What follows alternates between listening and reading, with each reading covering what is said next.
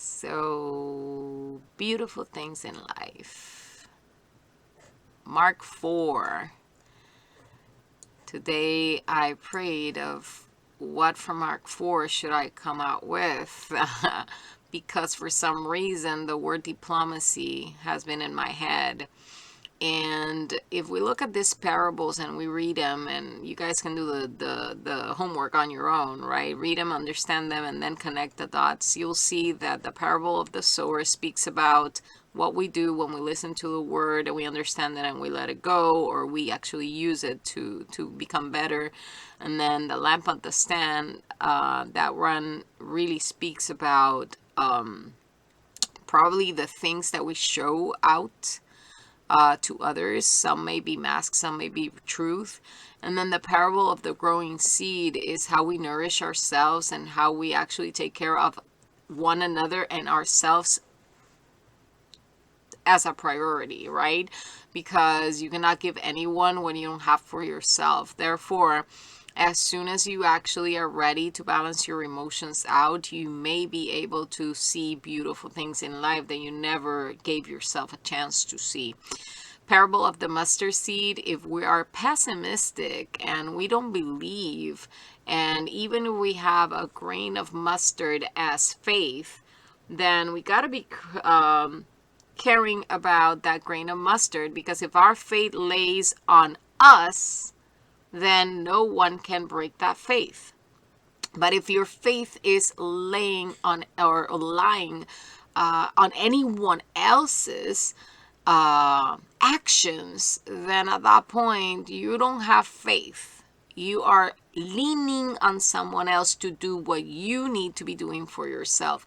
And I'm not trying to point fingers here. I'm just saying this because these are the realizations of the things that in my life I have been having to understand to become more self-aware of the things that we as humans repeat in patterns, so we can let those patterns go.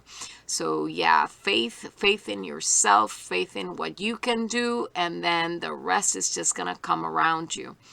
And then Jesus comes, the storm says something about be quiet and be still.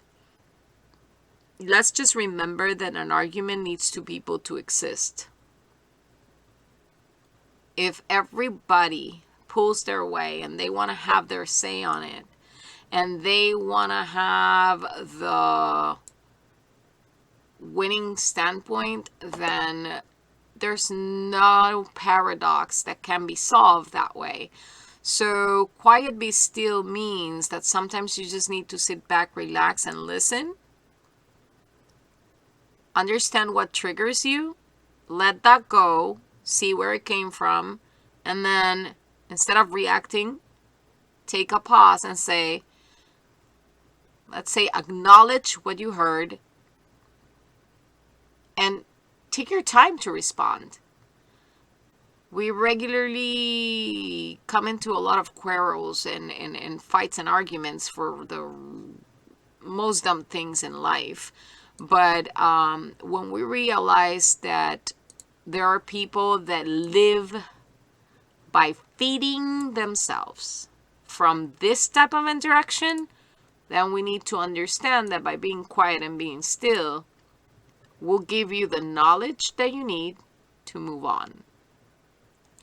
So there's many things in life that are shown in the Bible, and every time I go deeper and deeper on it, I say I understand now why Jesus is the way and why I think he lost his voice. Because as I always say, if you concentrate in one verse, like the one that says, let's say, whoever has ears, let him hear, whoever has eyes, let him see.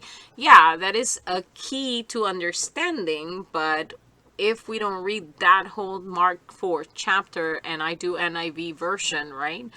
So if we don't read the whole thing from top to bottom and then connect the dots on the progression of a human, which is explained so detailed in this one, because in other chapters the parables are there with no explanation. On this one it does have an explanation. It's actually very beautiful.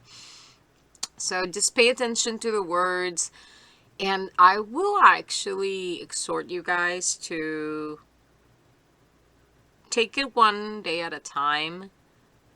Read a small part. If you don't understand it, go to bed, pray for understanding. Next day, let it go. Next day, if you feel invited to read it again, go ahead and read it again, but don't become stubborn into wanting to have a knowledge or an outcome of anything in life in a specific moment, a specific time, because if not, you're going to be missing on the beautiful gifts that your intuition has to bestow upon you and the wisdom of the Holy Spirit when it opens up, when you open up your heart and get enlightened. So I'm not saying with this that I am the enlightened one or anything like that. I'm just a normal human being, have my good days and my bad days, but mostly my days are good. Like, I'm always happy with the little things in life, and I am keep on working on rebuilding myself from the ashes, like I said in that song, because of the physical problems that I had to overcome.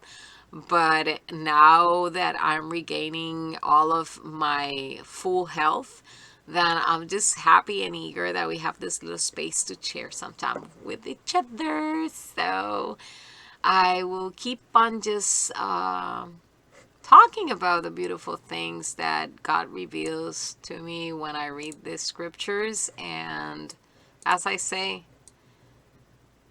let's be the change I want to see in this world. And if you don't want to be judged, then let's stop judging others. Peace, love, and light. Talk to you tomorrow.